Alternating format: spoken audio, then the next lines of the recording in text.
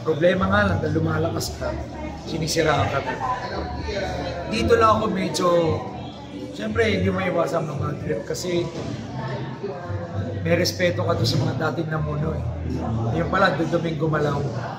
Kaya minsan, sabi ko sa sarili ko, anong gagawin ko rito? Talagang lalo kong nagsisipag, lalo kong ginaganahan.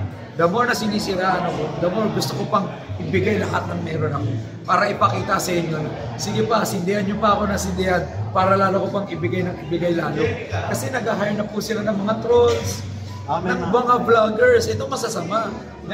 They hire people to talk bad about you.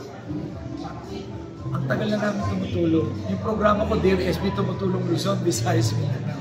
Everyday wala akong ibang ginawa kundi sumagot ng hospital bills, magbayad ng mga ibang tuition fee, pangbayad ng gamot, SB Mobile Clinic, SB Mobile Botiga, lahat to libre para sa mga kababayan natin. Mga libreng ayuda, masasarap na ayuda binibigay ko. Kanina galing ako ng Baseco, namigay tayo ng mga masasarap na bigas.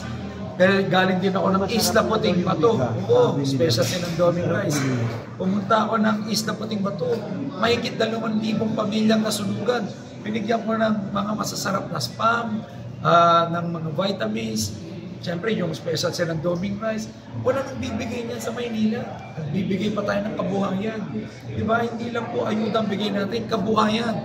Yun yung tipong pwede nilang tulungan yung sarili lang, maangat yung sarili nila. Kasi hindi lang puro asa. Kasi ganoon ang ginawa ko sa sarili ko eh. Kabuhayan ang ginamit ko para mahanap yung sarili ko. Hindi rin tinutulong ko. At kanina, galing akong Baseco, nakakatuwa. Meron akong natulungan ng isang food cart doon na kumikita na mahigit 4,000 to 5,000 a day. Sabi niya, sir, ma-sensor na po ako. Actually, nakabili na ako ng malaking freezer. At meron na akong sabi niya, meron na akong frozen goods business. Pinasok niya ako sa bahay niya, binuksan namin. Makita ko yung mga binibenta niyang hotdog, longganisa. Kung gaano yun siya katagal niya, magkano tinulong, kailan yun? Mga 2 to 3 months pa lang eh. Talaga? Marunong sa business. Kasi alam mo, yung binibigay kong food cart business, hindi yun out of nowhere. Through experience of helping other people. Nagbigay na ako ng bigasan, ng vegetable store, ng fish store, ng paresan, nagbigay na ako ng iba't ibang klaseng negosyo. Ang napansin ko, ang pinakamalakas at nag-survive na mga negosyo, yung siomay business. Kasi masarap yung siomay, di ba? Yung siomay nila. Bakit? Hindi mo na kailangan iluto ng prito or yung marami pang saw. I-steam mo lang ng tubig. Frozen, i-steam mo, toyo. Pwede na maging rice. Yung 2 piso mo, 10 piso na. Saka nakita ng ganong profit margin. Yung 5 piso mo, doble. Magkano isang siomay? 10. Alam niyo, ang galing. Lahat tayo kumakain ng siomay. Kanina sa Baseco, yun ang kalmusal ko eh. Nakita ko yung nagsasiomay nila na binigyan ko. Yun ang kinain ko. So, nakakatuwa na kumikita na siya ng 4,000 to 5,000 a day. At meron na siyang bagong negosyo. At balak na niya mag-isa pang siomay nila franchise. Silang dalawa daw na mag-asawa, magne-negosyo. Imagine mo yung nagawa nating tulong, hindi siya panandalian or bad aid solution kung tawagin. Pangmatagalan yung mga tulong na ginagawa ko. Ano man ang kaya ko sa election? Tuloy-tuloy mo yan.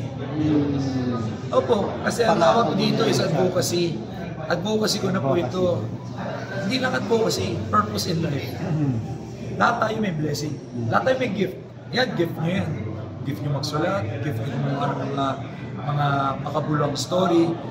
Ako, ang gift ko, sa tingin ko tumulong at bumago ng buhay. I've been doing this for more than 10 years. Sabi ko nga sa front row, we are in the business of changing people's lives. Now, hindi lang sa kumpanya kami tumutulong at bumago ng buhay. Pati sa ibang lugar. Yung Dear SB ko sa GMA, Luzon, Visayas, Mindanao yun. Hanggang Mindanao, hanggang sa mga kapatid natin Muslim, hanggang sa Visayas. Kahit saan sa Pilipinas, binibigyan namin ng pangmatagalan na tulong. Hindi lang yung panandalian. Sabi ko nga tutulungan ko silang tulungan ng mga sarili nila. Lalo na yung mga nagsusumikap. Gaya nung tagumpay ng aking kwento. Gusto ko ipanalo yung kwento nila. Congrats, Mayor. Oo.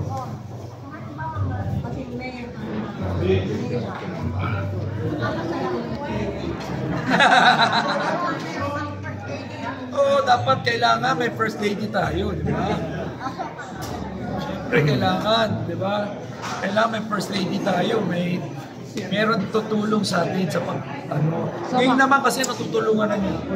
So, next time, pag nakasama natin siya sa Maynila, So, May, June kasala na, ganun ba? bigyan natin.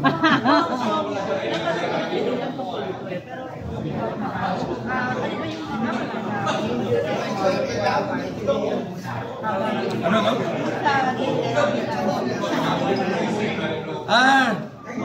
Kaya niya yung mga possibilities. Kasi pag nag-campaign period na daw, bawal na yata Bawal sa na, TV. oo.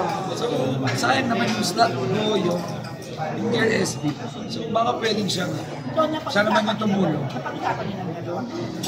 Magpapaalam pa ako sa kanya. Magpapahig siya. Kung anong gusto niya. Kung sa busy mo, may business ka, nangangampanya ka, may show ka pa, anong porsyento na lang ng oras mo natitira for yan? Malaki pa rin naman. Kasi tuwing gabi, kikita naman.